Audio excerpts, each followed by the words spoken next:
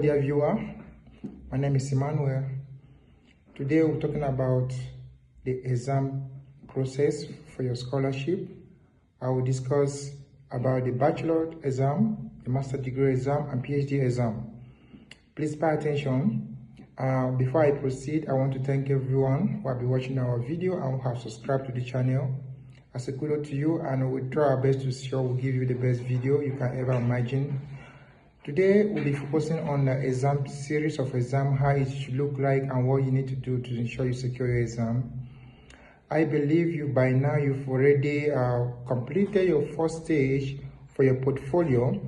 If you have done that, that is, you've already finished the first stage, and by next month, which is December, that first stage will be graded, and everyone who passed through the first grade that have a very high grade will be going for the exam.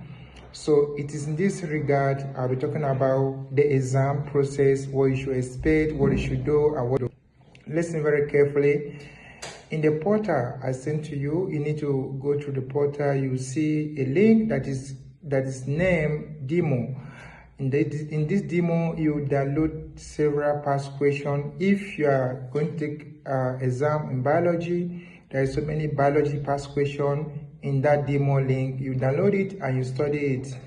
And if you so there is so different field you can download and study the process and how the exam is being conducted. The exam has two formats.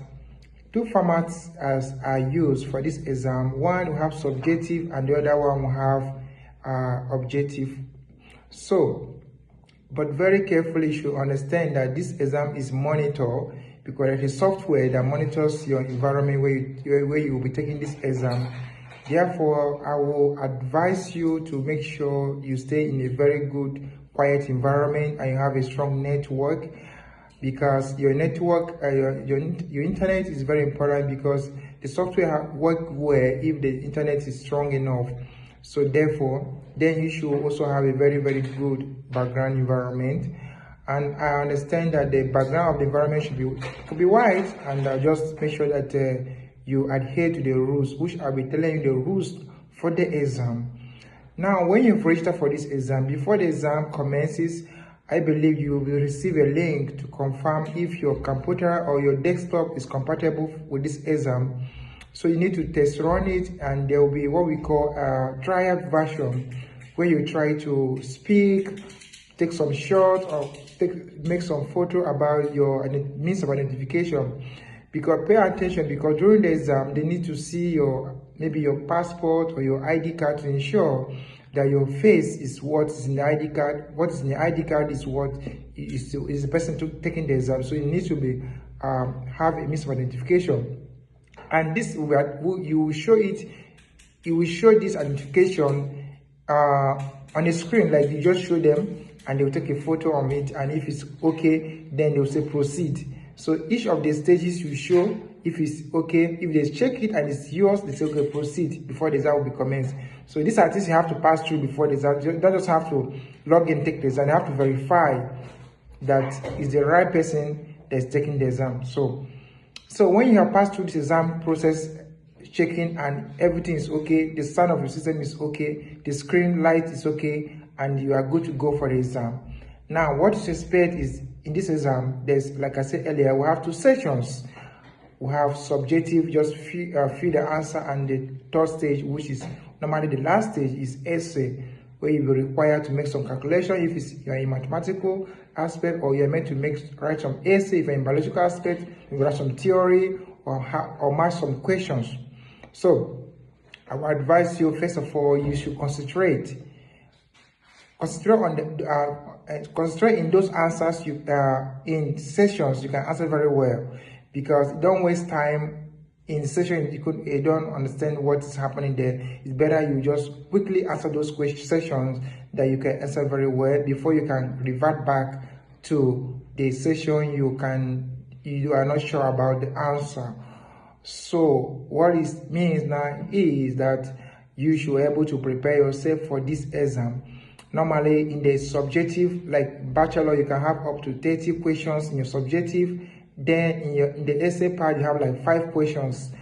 And I could remember all the subjective questions, you can answer all, but in the essay part, you'll be asked to pick 3. They may give you like 5 questions and answer 3. So select the best 3 you can answer, then answer them. Then please pay attention that you should have Microsoft Word in your computer, because there's a time will come we ask you to upload the essay part in your answer sheet. So you need to do that within a time frame.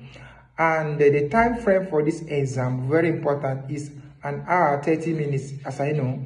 So probably you should also just mark yourself. I would advise you should just work with 1 hour, that's 60 minutes for this exam, because sometimes if you are not fast enough, you may skip some answer which you can answer comfortably on your own.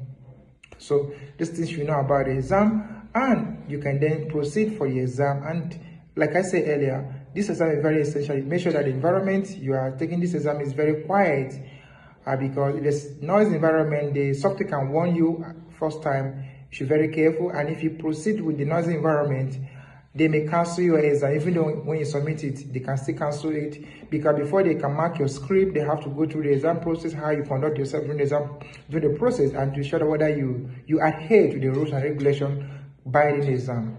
And another thing you should also note is that in this exam session, that also don't be scared. Sometimes you may know if you are working because the exam is monitored. If your exam is by 1 o'clock, once it is 1 o'clock, the exam starts automatically. So whether you are there or you are not there. So pay attention when you are being scheduled for your exam, because once the first portfolio is released, every individual will be shortlisted, the time for the exam, the date and time. So be careful to ensure that you are on time in the way you're taking your exam, so that you will not spend some of your time outside. Make sure you log in enough time to wait for your exam session. And the way the exam is being organized is, once the time of your exam elapses, the system closes itself and submit automatically. So you don't need to be scared of, I didn't submit my question. No, don't need to think about that. It will be done automatically.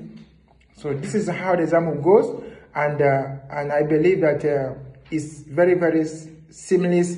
The only challenge some people have during the exam period is because maybe sometimes their laptop is not compatible with the software. But I believe that is why before the exam period, they give you like a week or 2 for you to test run your system to ensure that it's compatible with the software you're using to write this exam. This is all I can tell you about the exam, and I wish you good luck. Once again, you can just I will be sending the link to where you can download the past question for this exam for both bachelor, master, and PhD. Please download the subject area. If you have 2 courses or 3 subjects you need to write, download all of them, the past questions, and study them and practice them. Then, with confidence, you can make it a good grade in your exam. Once the exam is completed, then maybe probably a week, probably a month time, the result will be out, and those who score highest will be shortlisted for the final, will be listed for the final scholarship. So how the exam is being graded is, they add your score of your first stage, which is portfolio, which I believe you've already filled it, like the first video I sent about the portfolio. You need to select so many subject area, you fill your data, your transcript, your online courses or your professional courses you have done before. So once that stage is closed and you are listed among the top high in your sphere, then you'll be listed for this exam. So once this exam is done and the result is out, they compare the 2 results and divide it by 2. Then the average, those who have the average high score, will be listed for as the winner of this scholarship. This scholarship, the winners comes in 3 stages. 1, winner. In this, if you are listed as a winner, it means you have fully funded, don't need to pay for any dime. You have been given fully funded scholarship to study with a basic stipend. But if you are given as a prize winner, it means that they will give you some major discount in the school fees, so you don't need to pay. You will pay very little for your study.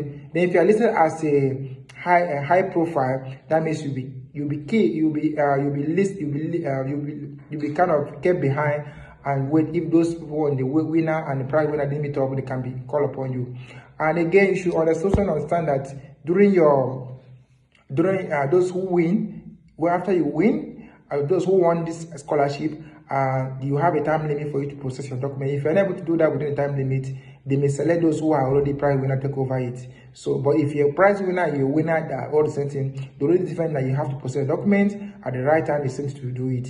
With this, I think you have confidence to go to your exam, and I wish you good luck as a journey to secure your open door scholarship and fulfill your destiny in class. It's my pleasure to speak with you. If you have made it to the end of this video, please subscribe to our channel and share to your friend and colleague. And I wish all of you good luck in your exams, and please adhere to the rule and regulation so that you're able to secure scholarship and have a better future in your education.